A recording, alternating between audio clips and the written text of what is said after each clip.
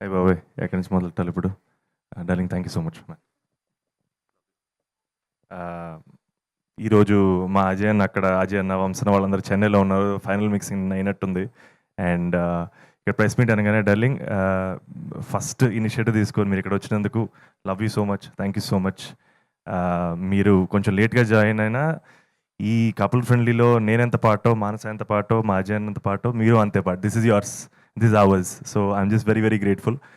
And బాబాయ్ I'm feeling very very positive sir, very very happy.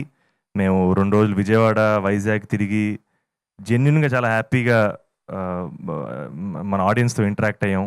And ఎంతో positivity same darling ఎంత positivity చూపించారో అక్కడ నాకు వైజాగ్లో, విజయవాడలో కలిసిన ఆడియన్స్ కూడా అంతే పాజిటివిటీ చూపించారు. ఈ సినిమా మీద అంతే పాజిటివ్గా ఉన్నారు, ఇంక్లూడింగ్ మీడియా ఫ్రాటర్నిటీ. నేను మా అన్వర్ డార్లింగ్ కూర్చొని పుస్తకాల గురించి మాట్లాడుకున్నాం.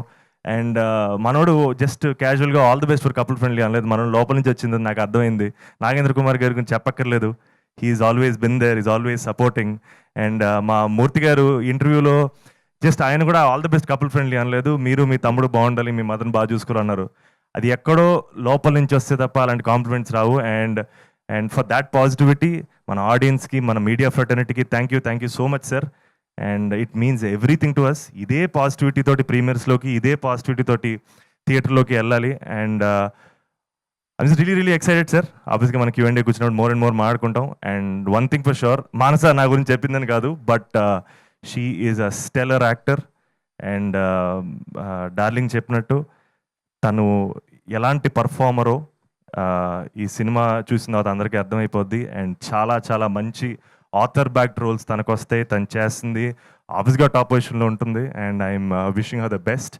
And thank you so much sir. Thank you అండి, థ్యాంక్ యూ సో మచ్.